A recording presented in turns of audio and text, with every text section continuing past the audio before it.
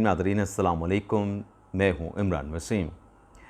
नाज़रीन, इस प्रोग्राम में एक तो आपको ये बताएंगे कि साबिक़ वज़ीर आज़म इमरान ख़ान ने कौन से 5 बड़े फ़ैसले लिए हैं और उन 5 फ़ैसलों में नाज़रीन एक फ़ैसला ऐसा है जिसमें इमरान ख़ान एक कदम पीछे हटे हैं।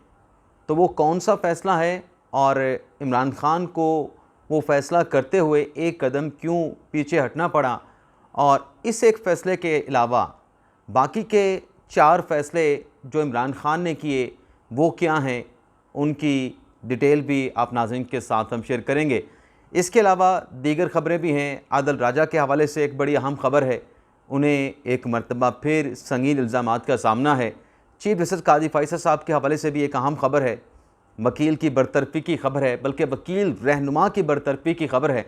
तो इन तमाम ख़बरों की जो डिटेल्स हैं, मोहसिन नकवी साहब के हवाले से भी याद आया कि उन्होंने कुछ एक्शन का हुक्म दिया है, कुछ कार्रवाइयों का हुक्म दिया है, उस पर भी आप नाज़रीन के साथ तफ़सीलात शेयर करनी है। लेकिन ये जो तमाम ख़बरें हैं जो इस प्रोग्राम में आपके साथ हम शेयर करने जा रहे हैं, इन ख़बरों की डिटेल से पहले उन दोस्तों से दरख्वास्त करेंगे जिनकी तरफ से अभी तक हमारे चैनल को सब्सक्राइब नहीं किया गया, उनसे आर्ज़ाना दरख्वास्त होगी कि चैनल को प्लीज़ आप सब्सक्राइब कर लें, बेल आइकॉन का बटन भी आप प्रेस करें ताकि हमारी हर वीडियो का नोटिफिकेशन आप तक पहुंचता रहे।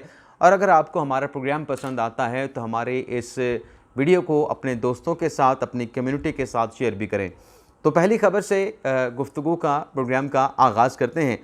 तो पहली ख़बर नाज़रीन, आदिल राजा जो कि इमरान ख़ान साहब का जो बयानिया है उसको सोशल मीडिया पे वो सेल आउट करते हैं, तो उनके ख़िलाफ़ क्या कंप्लेंट हुई है और उस कंप्लेंट में उनके ख़िलाफ़ क्या इल्ज़ामात लगाए गए हैं और ये कंप्लेंट आदिल राजा के ख़िलाफ़ कहाँ फ़ाइल की गई है। नाज़रीन, ये तो आप जानते हैं कि आदिल राजा पाक फ़ौज में मेजर रहे हैं, फिर उनको बरतरफ़ कर दिया गया।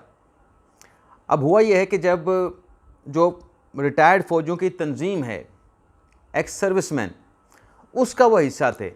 ना सिर्फ आदिल राजा उस एक्स सर्विस मैन की जो सोसाइटी है उसका हिस्सा थे, बल्कि उसके मीडिया कोऑर्डिनेटर भी रहे 2018 तक।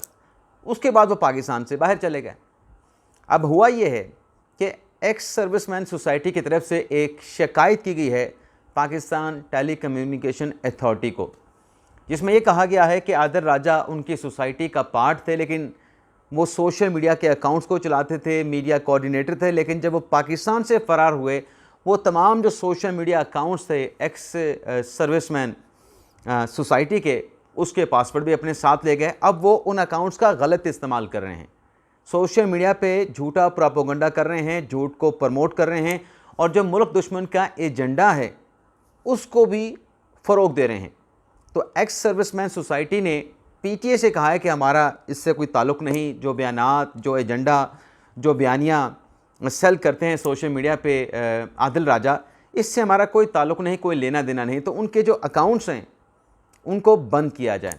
तो ये उनके अपनी इदारे के लोगों ने आदिल राजा साहब पे इल्ज़ामात लगाए। तो देखते हैं पीटीए इसके ऊपर कोई एक्शन ले सकता है, क्योंकि जो प्लेटफार्म्स हैं उनके पाकिस्तान में दफातर नहीं हैं।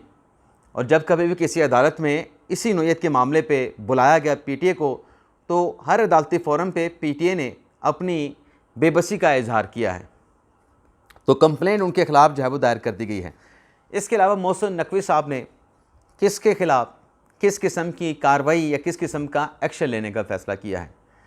नाज़रीन, आप आवाम हम सब पे हुकूमत की तरफ से हमेशा एक इजाफ़ी बोझ डाला जाता है जो कि नाइंसाफ़ी के ज़िम्मे में आता है। और जो अभी कार्रवाई करने का मोहसिन नकवी साहब ने हुक्म दिया है वो पहले भी कई मरतबा की जा चुकी है, पहले भी कई मरतबा करने का फ़ैसला हुआ लेकिन कामयाबी हासिल नहीं हुई। अब मोहसिन नकवी साहब ने भी वही कार्रवाई, वही एक्शन लेने का फ़ैसला किया है जो कि आपके साथ, हमारे साथ नाइंसाफ़ी होती है। फ़ैसला अच्छा है, देखना ही होगा कि क्या मोहसिन नकवी जो वज़ीर दाखिला हैं अपनी इस काविश में कामयाब होते हैं, अपने इस फ़ैसले पर अमल दरामद मिनवन अमल दरामद कराने में कामयाब होते हैं। फ़ैसला नाज़रीन उन्होंने यह किया है कि जो बिजली की चोरी है, जो ओवर बिलिंग होती है, इसके ख़िलाफ़ एफआईए एक्शन ले। ना सिर्फ एफआईए एक्शन ले बल्कि जो डेस्कोस के अपने मुलाजमीन बिजली चोरी में इन्वॉल्व होते हैं, यानी जिनकी मुलाजमीन की मिली भगत के साथ बिजली की चोरी करवाई जाती है, उनके खिलाफ भी मोहसिन नकवी साहब ने कार्रवाई का हुक्म दिया है। और जो उन्हें डाटा पेश किया गया वज़ीर दाखिला मोहसिन नकवी साहब को, उसमें यह बताया गया कि 12 मुकदमात हालिया दिनों में बिजली चोरों के खिलाफ दर्ज किए गए हैं और मजमूई तौर पर पिछले 2 माह में 54 बिजली चोरों के खिलाफ जो है वो मुकदमात का इंदराज किया गया है। अगर हम इस डाटे को एनालिसिस करें तो ये 54 मुकदमात पिछले 2 माह में दर्ज होना कोई इतने बड़े मुकदमात नहीं। बड़े बड़े बिजली चोर, बड़े बड़े मगरमच्छ पड़े हैं जो बिजली चोरी करते हैं, लेकिन हाथ जब डलता है तो फिर माफिया जब चीखता चिल्लाता है तो फिर ये फ़ैसले रिवर्स हो जाते हैं। अल्लाह करे कि मोहसिन नकवी साहब अपने इस फ़ैसले में कामयाब हों, इस पर अमल दरामद करवा सकें। अब आ जाते हैं इमरान खान साहब ने कौन से 5 बड़े फ़ैसले किए हैं। 2 फ़ैसलों का जिक्र तो मैंने रात के व्लॉग में किया था कि खान साहब ने कुछ ऐसे फ़ैसले किए हैं, उनकी डिटेल में मैंने प्रॉमिस किया था कि सुबह 7 बजे के व्लॉग में आपके साथ मैं शेयर करूँगा। तो एक जो नाज़िर खान साहब ने फ़ैसला किया उसका जो ताल्लुक़ है, पिछले दिनों इलेक्शन कमीशन ने जो इंदिया दिया कि तहरीक इंसाफ को बतौर सियासी जमात इलेक्शन कमीशन ख़त्म कर सकता है। और फिर इसी किस्म का इंदिया जो है, जो मिनिस्टर हैं, मुशीर हैं वज़ीर आज़म के राना सनाउल्लाह साहब, उन्होंने भी दिया कि तहरीक इंसाफ की सियासी जो इस्तेहकाक है वो नहीं रहा, तो कौमी असम्बली की करारदाद की रोशनी में इनके ख़िलाफ़ जो है वो पाबंदी लग सकती है, रेफरेंस सुप्रीम कोर्ट जा सकता है। लेकिन जो इलेक्शन कमीशन ने इंदिया दिया था उसमें इलेक्शन कमीशन ने तहरीक इंसाफ को नोटिस किया था कि आप जो इंट्रा पार्टी इलेक्शन करा रहे हैं, बार बार आपकी तरफ से जो इलेक्शन एक्ट है उसकी खिलाफ वर्जी की जा रही है। आपकी कोई जनरल बॉडी नहीं, जनरल बॉडी ना होने के बावजूद आप जनरल बॉडी का इजलास बुलाते हैं, आपकी पार्टी का कोई स्ट्रक्चर नहीं, उसके बावजूद फिर आप चीफ इलेक्शन कमिश्नर की तैनाती कर देते हैं। कौन करता है, कैसे करता है, जब स्ट्रक्चर ही मौजूद नहीं, जब कोई बॉडी मौजूद नहीं, जब तंजीम मौजूद नहीं। तो इस पे नोटिस किया था तहरीक इंसाफ को कि आप जवाब दें। तो इस पे खान साहब को भी इदराक हो गया है, पाकिस्तान तहरीक इंसाफ को भी इदराक हो गया कि हमसे बेसिक जो गलती हो रही है, बार बार हमारा जो intra party election set aside हो रहा है, नहीं माना जा रहा, उसकी बेसिक वजह यह है। ये जो 2 दिन पहले इमरान खान साहब ने सैफुल्लाह नियाज़ी के साथ जो मुलाकात की और उन्हें पार्टी का ऑर्गेनाइज़र के ऊपर दोबारा से रिस्टोर कर दिया गया, इससे पहले भी सैफुल्लाह नियाज़ी मुलाकात करने के लिए गए थे इमरान खान साहब के पास, लेकिन खान साहब नाराज़ थे। खान साहब ने उनके साथ मुलाकात की इजाज़त तो दी, लेकिन खान साहब ने उनके साथ कोई कलाम नहीं किया, ज़्यादा कोई गुफ्तगू नहीं की, बातचीत नहीं की, उन्हें साइड पर बिठा दिया, बल्कि वो साइड पर बैठे रहे। फिर जब ये जो इंडिया इलेक्शन कमीशन ने दिया तहरीक इंसाफ को बतौर सियासी जमात ख़त्म करने का, फिर पूरी तहरीक इंसाफ को इस बात का एहसास हुआ, रियलाइजेशन हुई कि हमें जो ऑर्गेनाइज़र है पार्टी का, जो कि सैफुल्लाह नियाज़ी साहब थे, उनको वापस लाना पड़ेगा। तो उनको वापस लाया गया, जिसके साथ खान साहब बातचीत करने के लिए तैयार नहीं थे। सैफुल्लाह नियाज़ी, उनको ला के खान साहब के साथ मुलाकात करवाई गई और खान साहब ने कहा, जनाब आप पार्टी के चीफ ऑर्गेनाइज़र हैं, आप इस ओहदे पे काम करें और पार्टी को इलेक्शन कमीशन, पार्टी का जो रिवाइवल है, इलेक्शन कमीशन में एप्लीकेशन दायर करके आपको मैंडेट देता हूं कि आपने पार्टी को रिवाइवल भी कराना है और पार्टी का स्ट्रक्चर भी बनाएं, पार्टी के तंजीम साजी भी करें, पार्टी के इंट्रा पार्टी इलेक्शन भी करवाएं। तो एक तो फैसला ये हुआ कि सैफुल्लाह नियाज़ी साहब को ये जिम्मेदारी, ये मैंडेट, ये टास्क इमरान खान साहब ने दे दिया तहरीक इंसाफ की रिवाइवल का। अब जब वो इंट्रा पार्टी इलेक्शन कराएंगे, इलेक्शन कमीशन में रिवाइवल की एप्लीकेशन भी देंगे, जवाब भी देंगे, शेड्यूल भी देंगे, तो इसका मतलब है नया इंटर पार्टी इलेक्शन होगा। और ज़ुबैर अली खान जो कि व्यू न्यूज़ के बड़े सीनियर रिपोर्टर हैं, उनकी तरफ से ये खबर दी गई है कि खान साहब ने पुरानी जो तहरीक इंसाफ है, पुरानी जो तहरीक इंसाफ के लोग हैं, उन पर निसार करने का फ़ैसला किया है। उसमें 2 चीज़ें हैं, 2 फैसले हैं खान साहब के। एक तो ये है कि बैरिस्टर गौहर अली खान साहब, जिन्हें अबूरी तौर पर तहरीक इंसाफ का चेयरमैन बनाया गया था, उन्हें इस ओहदे से हटा दिया जाएगा। वैसे भी हट चुके हैं, जब पार्टी का इंटर पार्टी इलेक्शन नहीं माना गया, उनको कहा तो जाता है चेयरमैन पाकिस्तान तहरीक इंसाफ, लेकिन लीगली वो चेयरमैन पाकिस्तान तहरीक इंसाफ के है नहीं। अगर election commission inter party election मान लेता तो फिर वो चेयरमैन होते। अब खान साहब ने उनकी जगह पे नया चेयरमैन पीटीआई लाने का फैसला किया है। अब नया चेयरमैन पीटीआई कौन होगा, इसके लिए भी इंतज़ार करना पड़ेगा। और चेयरमैन पीटीआई के हवाले से मतलब जब जिक्र हुआ तो एक और चीज़ मेरे जहन में आ गई, एक और ख़बर आपके साथ शेयर कर लूँ कि खान साहब को शेर अफजल मरवत पे इस बात की भी नाराज़ी थी कि जब मैंने बैरिस्टर गौहर को चेयरमैन पीटीआई बनाने का फ़ैसला किया तो वक्त से पहले, कबल अस वक्त, वो नाम जो है वो मीडिया पे जाकर शेर अफजल मरवत ने रिलीज़ कर दिया, मीडिया को बता दिया, और वो नाम नहीं बताना था जब तक नॉमिनेशन पेपर जमा ना हो जाते। तो उस पर भी मरवत साहब के खिलाफ कार्रवाई हुई। तो अब बैरिस्टर गौहर साहब फारग हो जाएंगे, उनकी जगह पे नया चेयरमैन पीटीआई आएगा।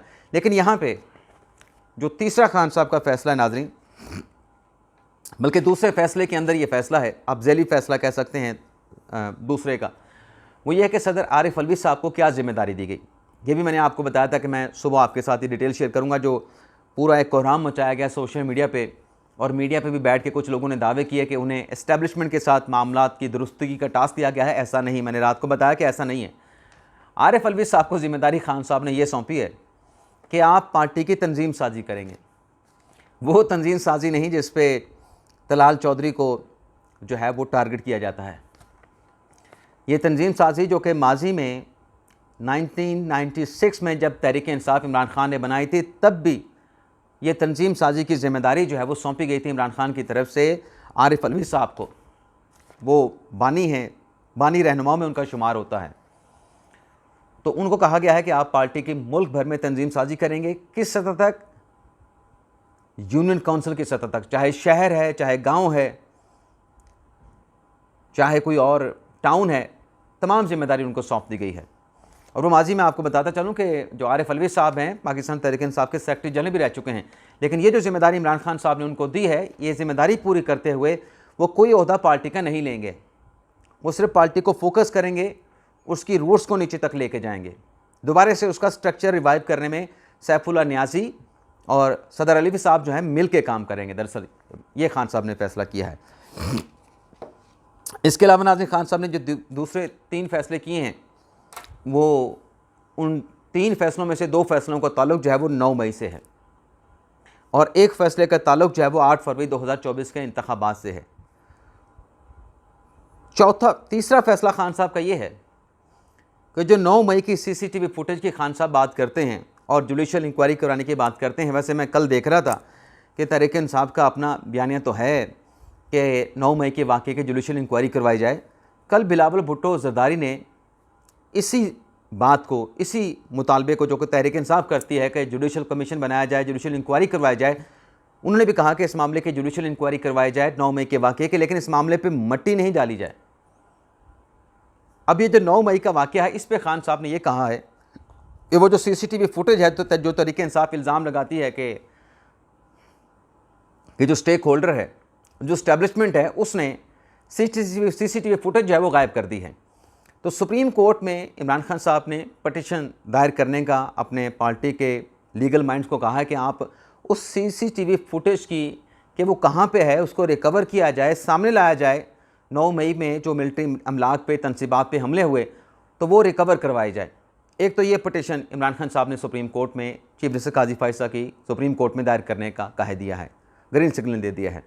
दूसरा, इमरान खान साहब ने कहा है कि जो 16 कारकुनान कत्ल हुए, ये तहरीक इंसाफ का इल्ज़ाम है कि 9 मई के वाक़यात में उनके 16 जो है वो कारकुनान कत्ल हुए हैं। तो उनके हवाले से भी एक पटिशन सुप्रीम कोर्ट में दायर करने का इमरान खान साहब ने लीगल माइंड को टास्क दिया है। तीसरा, खान साहब ने कहा कि जो पिछले दिनों जो झगड़ा हुआ हनीफ अब्बासी का साबिक निगरान वज़ीर-ए-आज़म अनवारुल हक काकड़ के साथ, जिसमें हनीफ अब्बासी ने कहा कि तुम्हारे दौर में गंदम का स्कैंडल आया, उसमें पैसे बनाए गए, माल बनाया गया। फिर जो रिपोर्ट हुआ उसमें कहा गया कि हनीफ अब्बासी के इल्ज़ाम में काकड़ ने कहा कि आप फार्म 45 की पैदावार हैं, मेरा मुंह ना खुलवाएं। तो वो जो फार्म 45 के हवाले से निगरान वज़ीर-ए-आज़म अनवारुल हक काकड़ का जो स्टेटमेंट है, उसके हवाले से इमरान खान साहब ने पार्टी के लोगों से कहा कि आप सुप्रीम कोर्ट में आइंट के आर्टिकल 184(3) की पटिशन दायर करेंगे। यानी 3 दरख्वास्तें इमरान खान साहब ने पार्टी से कहा है कि आप सुप्रीम कोर्ट में दायर करेंगे। अब इन 3 दरख्वास्तों के दायर करने का जो मकसद नज़र आता है, एक तो पहले ही चीफ जस्टिस काजी फायसा जो तहरीक इंसाफ का सोशल मीडिया ब्रिगेड है, जो सोशल मीडिया टीम है, ये जो पीटीआई के चाहने वाले हैं, वोटर सपोर्टर हैं, उनके नीचे अंडर अटैक हैं। वो कोई भी बात है वो काजी फैसल साहब को टारगेट करते हैं, उनके खिलाफ प्रोपोगंडा करते हैं, उनके खिलाफ कैंपेन चलाते हैं। तो ये जो पिटीशन 3 दायर करने का फ़ैसला किया है, इससे भी बज़ाहिर ऐसा लगता है कि इमरान खान साहब ये चाहते हैं कि काजी फैसल साहब अंडर अटैक हैं, बहुत ज़्यादा प्रेशर में हैं, दबाव में हैं, तो ये पिटीशन दायर करके हम उनको मज़ीद प्रेशर में भी लेके आएंगे और एक ऐसा बयानिया बनाएंगे जिससे उनकी साख को मज़ीद नुकसान पहुँचेगा। तो ये खान साहब ने कुछ फ़ैसले किए हैं कि अब हमें ऐसे आगे बढ़ना चाहिए। लेकिन क्या इसका फ़ायदा होगा? जो इमरान खान साहब सोचते हैं कि काजी फैसल साहब बड़े प्रेशर में हैं, हमारी सोशल मीडिया टीम ने उन्हें प्रेशर में लेके आए हैं, दबाव में लेके आए, क्या ऐसा है? ये मेरे ख्याल से इस हद तक खान साहब जो है वो खाम ख्याली में हैं, गलतफहमी में है कि काजी फैसल किसी किस्म के प्रेशर में आते हैं। वो तो बात का ठोक बजा के जवाब दे देते हैं और लॉजिक के साथ, आर्गूमेंट के साथ, हक़ाइक़ के साथ जवाब दे देते हैं। तो अब देखें तहरीक इंसाफ ने जो फ़ैसले किए हैं, इमरान खान साहब ने जो डिसीजन लिए हैं मौजूदा हालात में, उन फ़ैसलों का क्या नतीजा निकलता है। तो ये था नाज़रीन हमारा व्लॉग। आपसे इजाज़त चाहते हैं। अल्लाह ताला हम सब का हामी नासिर हो। अपनी ढेर सारी दुआओं में हमें याद रखिएगा। अल्लाह हाफ़िज़।